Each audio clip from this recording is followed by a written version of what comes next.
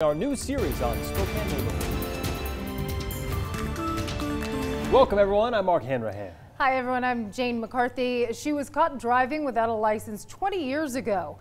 Fast forward to last Sunday when she was helping her daughter after a crash in Post Falls. The Spokane Valley woman was taken to jail for a couple of nights. KREM 2's Taylor Vito got in touch with that woman and tells us how a misdemeanor caught up with her in a big way. So here's a case of someone's past coming back to bite them. This woman went to jail not for something that happened recently, but something all tied to this citation from 20 years ago. You heard that right. A misdemeanor from 20 years ago being behind a couple of recent nights in the Slammer. It was in January of 1999 when this story first started. The driver, who was 19 at the time, was charged with driving without a license in Kootenai County. She eventually was found guilty and was ordered to complete 16 hours of community service with the sheriff's office. That never happened, though. Life went on, that woman gave birth to twins, but it all came back on Sunday. That driver did communicate with me about what happened. Now, we agreed to not reveal her identity since we normally don't cover cases related to people driving without licenses. She's now 38. The woman tells me that she was driving from Spokane Valley to this part of I-90 to meet her daughter who had just gotten into an accident. At some point during that, authorities spoke with her, found out the warrant, and took her to jail. She says she was caught completely off guard, telling me, quote, "I honestly forgot all about it," and forgot to report for sheriff's labor duty at the time.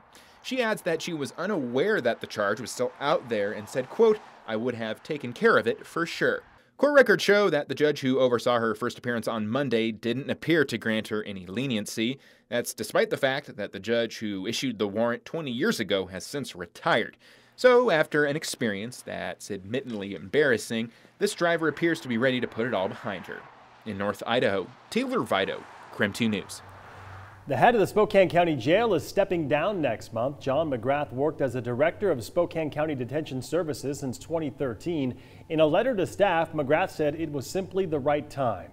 Last year, we reported on an increase in deaths at the Spokane County Jail. Since then, Spokane County implemented a new opioid withdrawal program and hired a suicide prevention expert to evaluate the jail's programs. Spokane County deputies arrested 2 Central Valley High School students today after getting a tip that one of them brought a gun to school. According to deputies, the student who reportedly had the gun left the school and was arrested at a home in Spokane Valley. As a precaution, the sheriff's department says the school went into a lockout. That means all students had to stay inside, but the school day went on as normal. Deputies say the teen brought the gun to school with plans to trade it with a classmate for marijuana. Now, there was a third teenager arrested also away from school, but that was on an outstanding warrant. The sheriff's department says the gun they recovered today was reported stolen in August. It is now Spokane's largest warming center to date. Today, the city opened the space inside the old National Furniture Store. That's off Ermina Avenue, just east of Division.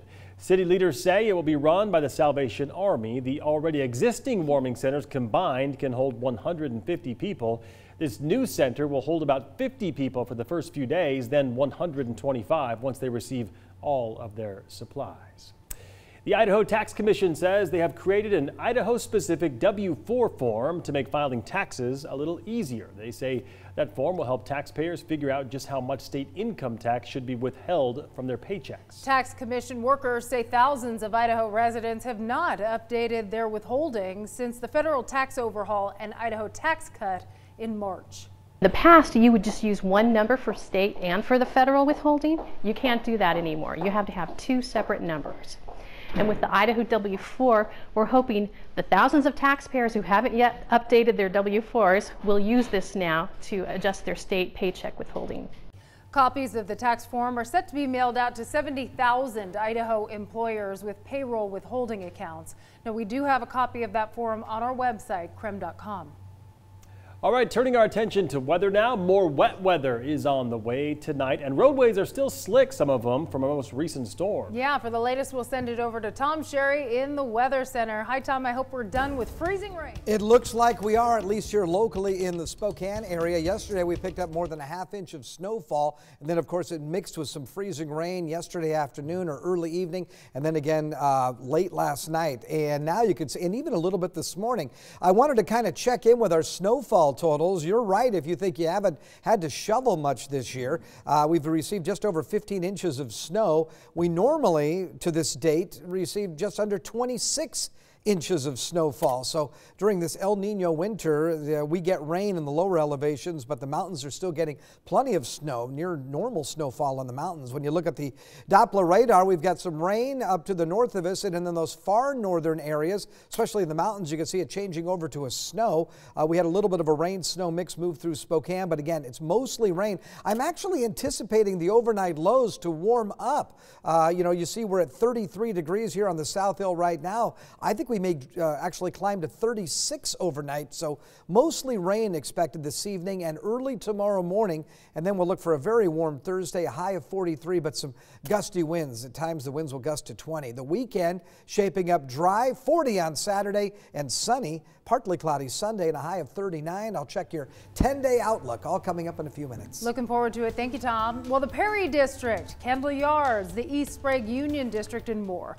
Once run-down neighborhoods are now drawing new homeowners and businesses. We are going to take you to some of these neighborhoods as they continue to transform. Tonight, we start with the Perry District. It has a 10 out of 10 hipster rating from the Spokane Planner blog.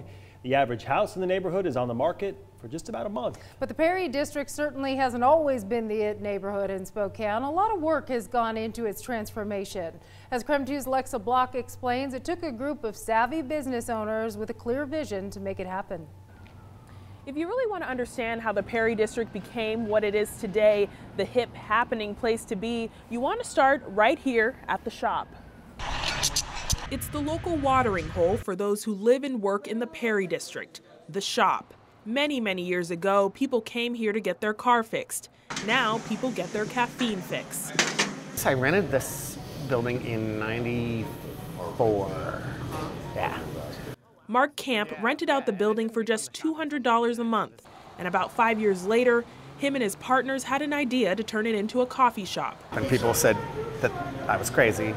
It might have seemed like a wild idea back then. After all, the Perry District wasn't the best neighborhood, ridden with crime, drugs, and rundown buildings. It was rough. I mean, there's a bullet hole in that door that's still there, and it was classified low-income neighborhood.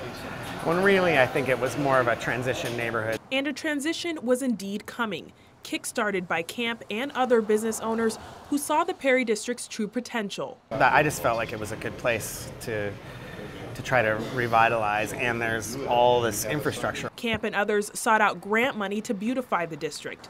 They held community events to draw people to the area. We did everything we could to put ourselves on the map and create energy in the neighborhood. Restaurants and shops opened. I mean, when I was in high school, this was not a great part of town. And it was really nice to come back to Spokane and realize, oh, hey, this is beautiful now. And that hasn't gone unnoticed, and people want a piece of it. In the last 3 years, housing prices have gone up 21%. Perry is a very active area. A lot of investors have been buying in Perry. I think the least expensive purchase last year was about $80,000. Okay, and then the upper end of Perry is in the $350,000, $360,000 range. The Perry District is no doubt considered one of the up-and-coming neighborhoods in Spokane.